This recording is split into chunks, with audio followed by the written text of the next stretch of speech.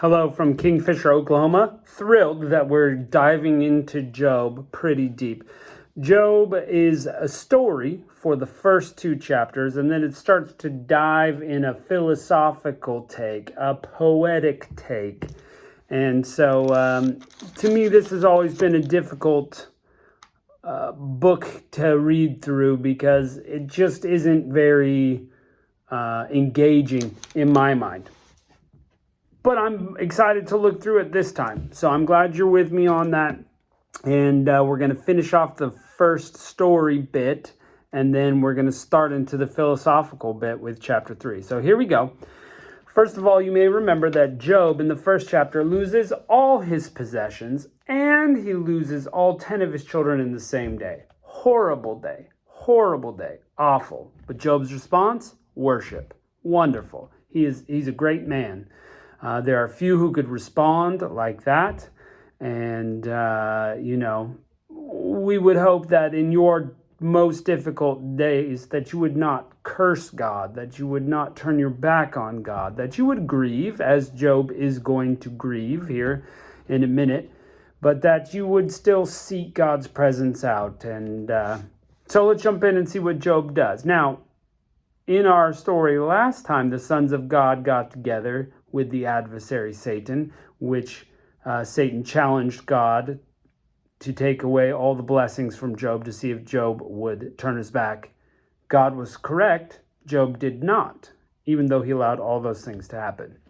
Now the sons of God and the adversary, the Satan, is back. He's in God's presence, and Job is still doing great in God's eyes. But the Satan, the adversary, challenges him again and saying, "Oh, of course he did. Anybody would give up all they had in order to keep their own health, and you didn't even touch his health. So if you do that, I bet you Job will curse you." Well, God decides to allow the Satan to attack Job's health, but he's not allowed to take his life. So Job has to be able to live through it. And so the Satan goes and jumps in and gives Job boils from head to foot. Boils. Very, very painful. Job sits down in ashes, takes a broken piece of pottery and starts scraping them off of his skin. And he's in so much pain and he's in so much grief and he's just sitting in ashes. Now his wife, in some ways, gets a bad rap, but in some ways not. She says, "Why don't you just curse God and die?" So the way she gets a bad rap is that she really does see the situation for what it is. She sees clearly this is a test from God. And the way that you're going to get out of this test is to curse God. He'll smite you on the spot. It'll be over. And your suffering will be eased. Now, right assessment, wrong reaction. There are ways that we can approach in life where we assess the situation correctly, but we do the wrong thing about it. We need to be like Job, who corrects his wife. "Yeah, I see the situation and you're right, but how can I turn on my back on God even in the most difficult circumstances?" So that is the right assessment and the right reaction. And that's what Job does. He calls his wife foolish, and that's where she gets the proper assessment. It's foolish to turn your back on God. He's the God of the universe. Even in difficult situations, even if we don't understand why, even if things are out of our control that we don't like, we still need to stick with God. So, friends, whatever your difficult situation is, the best thing to do is go towards God for understanding instead of away from him, which a lot of people do. So Job has boils from head to foot, sitting in ashes, scraping his skin with broken pottery, and his friends show up. And he's got these several friends from different places and different families, and they sit down with him, and they see he's in such pain and such grief that they sit silently for 7 days and 7 nights. It's a long time to sit in silence. I mean, they've joined him. And finally, chapter 3, Job decides to break the silence. After a week of silent mourning and pain, he opens his mouth. And what does he do? He curses the day he was born. He doesn't curse God. He doesn't blame God. He's not directing it that way. He's just saying, look, if I had died instead of being born, that would have been better. It's poetic. It's philosophical. He wonders, wouldn't it have been fine if I had died in the womb? Or what about all those people who die before these bad things happen? Isn't death sort of a release? You know, all the worries and cares of life are over. If you're a slave and you die, you no longer have to answer to your master. Isn't death a sort of a freedom from all those concerns? And philosophically, I suppose you could say that in some manner. But really what Job is doing is grieving. He's really grieving. He's sad for all these things that have happened, for his loss. He doesn't understand why God did this. He, at this point, is not, turned to God for understanding. He's still weeping and mourning. He lost 10 children in one day and all of the stuff, and then his health in another day. He has the right to grieve. And this is something we don't do well as Americans, is grieve, but stick with God. Sometimes we blame God instead of seeking him in our grief. So maybe that's an encouragement. If you're going through some grief today, it's okay to experience emotion like Job does. Why was I born? Why am I not already gone? I could have avoided all this hurt, all this difficulty. And it's okay to have feelings, but what you do with them needs to push you towards God instead of away from God. And of course, suicide is never the answer. Never the answer. We're not saying that. We're just saying that it's okay to have the feelings of difficulty and to try to work through those feelings and experience them. That's okay. God made your emotions. It's okay to feel things. In fact, the Psalm is full of lots of emotions by David. Anger, hate, frustration, joy. I mean, it's all there. Sorrow. It's all there, and he just lets it all out, but then he always comes to the place where he goes, I trust you, God. I'm going to follow you no matter what. And that's where we need to go. Even when we don't understand everything, even when there's still some mystery, we need to trust God and follow him, even though we have these feelings. So let's jump into it. Job chapter 2. Again, there was a day when the sons of God came to present themselves before the Lord, and Satan also came among them to present himself before the Lord. And the Lord said unto Satan, Whence comest thou? That's rhetorical, by the way.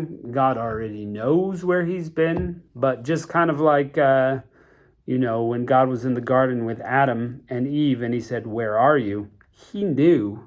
It wasn't a shocker to him. It's just, he's making conversation. I do that with my kids all the time. I ask them how their day was or what they've been up to, just to get them talking. And so that's what he's doing.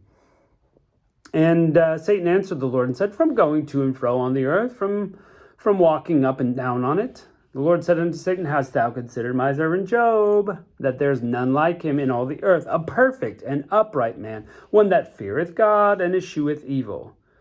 And still he holdeth fast to his integrity, although thou moved against him to destroy him without cause. So he recognizes, God is making Satan recognize that, there was that interaction and you're wrong. Job is still sticking with it. And Satan answered the Lord and said, Skin for skin, yea, all that a man hath he will give for his life. And we see that often. People are begged for their life. They'll give anything at that moment. But put forth thine hand now, touch his bone and his flesh, and he will curse thee to thy face. The Lord said unto Satan, Behold, he's in thy hand, but save his life.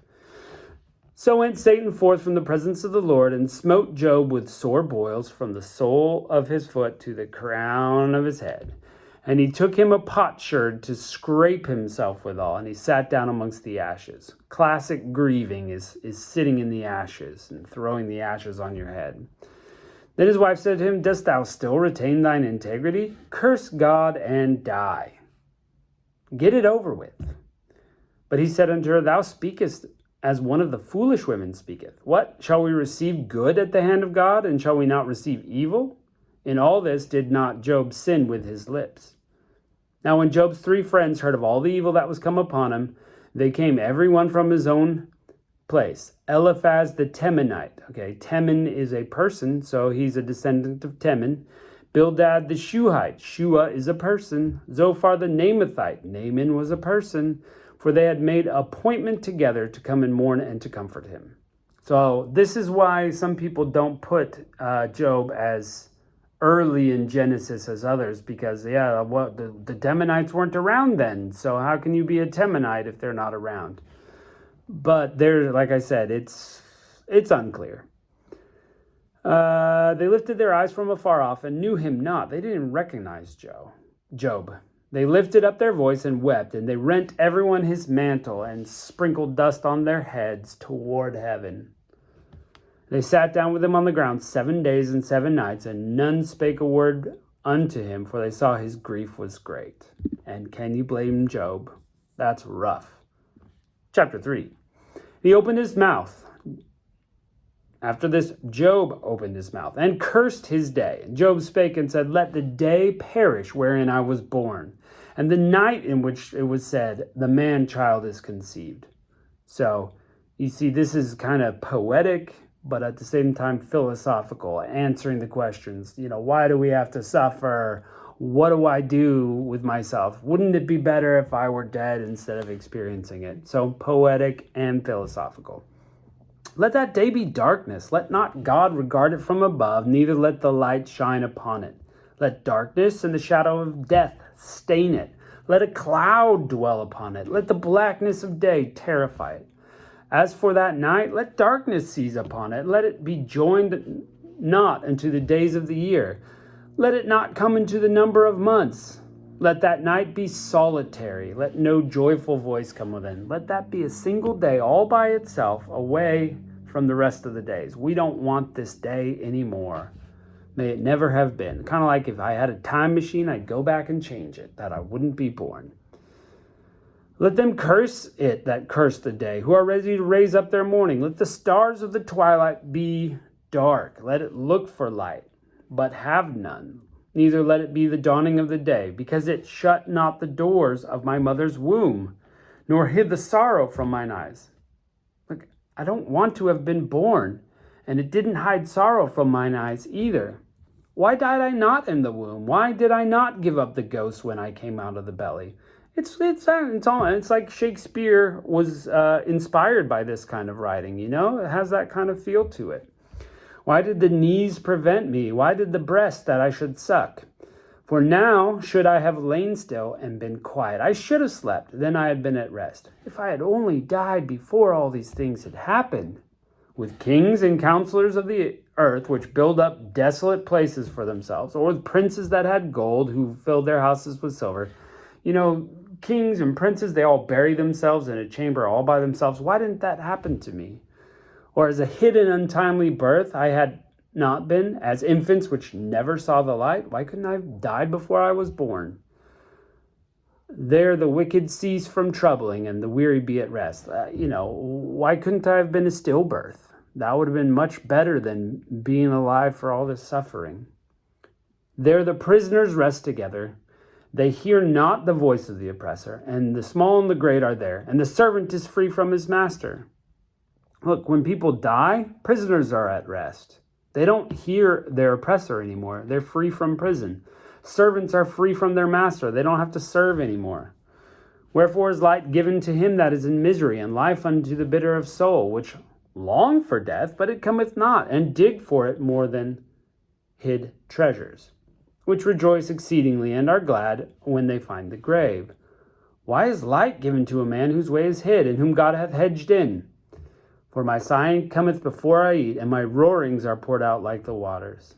So he's so sad, he's having a hard time eating, and his shouting is like, lots of water. I mean, it's just flowing. I'm so upset. We've all felt that way at one time or another. For the thing which I greatly feared is come upon me, and that which was I afraid of is come unto me. I was not in safety, neither had I rest, neither was I quiet, yet trouble came. So I didn't deserve this trouble, but it came upon me anyway. So there's lots of feelings, lots of emotions coming out, all the feels, as they say. And he's expressing it, which is fine. God can handle the expression of your feelings, but express them with an attitude of going to God for understanding, going to God for comfort, still staying with God, staying on track. That's way different than expressing all these things, turning your back on God, and never serving him again. Two totally different things. And that's what we see with David, who's a man after God's own heart. He expresses all his feelings, and God enjoys hearing those feelings. Again, he's like talking to him to hear him talk, to hear what he knows is there. And so in your prayer time, feel free to express your feelings. God knows them anyway. It's going to be okay. But then again, worship God. Tell him you'll continue to serve him. Tell him you're along for this ride called life. Now, this is another reason why it's important to know that when we look at verses in the Bible, context is important. So if you took some of these verses out by themselves and tried to interpret it, you wouldn't understand correctly what the Bible is about. You'd get off track quickly if you just took that and put it. But now hearing that these are Job's emotional responses to the events of the first two chapters, we kind of see, okay, it's emotion. So that's why context is important. And as we go through Job, it's going to be super important because we're going to get quite a few philosophies back and forth, and not all of them will be great. Not all of them will be good. In fact, some of them you don't want to put into practice. And that's why this context of the book is going to help. So, looking forward to when we jump into chapter 4 next time. So, I'll catch you then.